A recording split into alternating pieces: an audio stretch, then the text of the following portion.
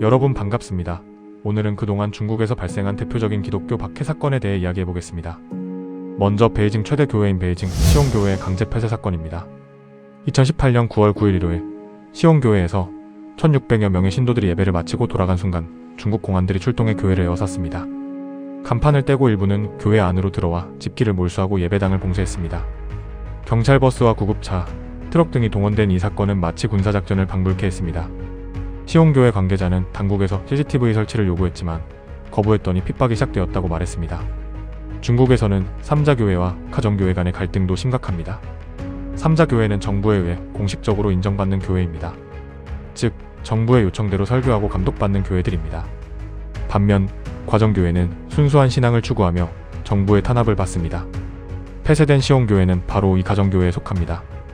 다음으로 교회 건물을 폭파시킨 사건입니다. 중국 중앙정부는 산시성 린펀시에 있는 황금등 대교회 교인들을 몇 년 동안 압박해왔습니다. 정부의 검열을 받는 인근 교회에 가라는 압박이었습니다. 그런 뒤에 중국 정부는 건설 노동자를 동원하여 교회 건물 밑에 폭발물을 설치하고 교회를 폭파시켰습니다. 그뿐 아니라 또 다른 지역에 허난성 창거시에 있는 차오베이 교회를 무력으로 폭파시켰습니다. 다음으로 전국적으로 벌어진 십자가 철거 사건이 있습니다.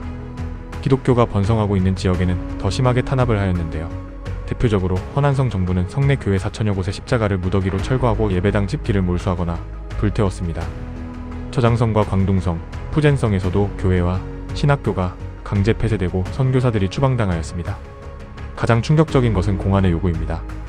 공안들은 십자가 대신 중국 국기나 시진핑 주석의 초상화를 걸라는 요구를 하며 예배 내용까지 감시합니다. 하나님을 찬양하는 대신 공산당에 감사하는 설교를 요구하기도 하며 이런 요구를 거부하면 교회는 즉시 폐쇄됩니다. 이러한 상황들과 같이 억울한 누명을 쓰고 형을 받는 기독교인이나 의문사를 당한 기독교인이 계속해서 늘어나고 있는 상황입니다. 이러한 탄압의 배경에는 종교사무조례와 기독교 중국화 5개년 계획이 있습니다. 2018년 2월 발표된 종교사무조례는 종교가 사회주의 핵심 가치관을 실천해야 한다는 내용을 담고 있습니다. 이는 기독교를 중국의 제도와 이념에 맞추려는 의도를 가지고 있습니다. 이외에도 정부와 중국 기독교양에는 삼자교회와 가정교회에 다니는 기독교인들의 숫자를 파악하고 그들의 신분증을 만들기 위해 정보를 수집하는 프로젝트를 진행하고 있습니다. 또한 모든 합법적인 교회에는 감시용 모니터가 설치되어 감시받으며 순수한 복음을 선포하고 설교하는 것이 금지되었습니다. 중국 기독교인들은 예배 중에 중국 애국가를 부르고 국기를 개항해야 합니다. 게다가 설교는 전국대회의 주요 메시지를 중심으로 이루어져야 합니다. 교회의 벽에 걸려있는 영적인 문구들은 없어져야 합니다. 설교는 누가, 언제, 어디서 하는지 반드시 먼저 계획되고 보고되어야 하며 설교자의 설교는 먼저 승인되어야 할 수 있으며 교회가 외국인과 접촉하는 것을 금지하고 있습니다. 또한 지역 주민이 아닌 자는 부흥회 등에서 연설하도록 초청할 수 없게 되었습니다. 기독교와 다른 종교들은 조화로운 사회를 만들기 위해 협력해야 한다고 합니다. 완전 WCC와 결을 같이 하는 종교통합이죠. 공무원들은 기독교를 믿을 수 없으며 중국 공산당 회원은 교회에서 예배를 드리는 것이 금지되어 있습니다. 기독교를 주제로 한 카드나 배너는 금지되어 있습니다.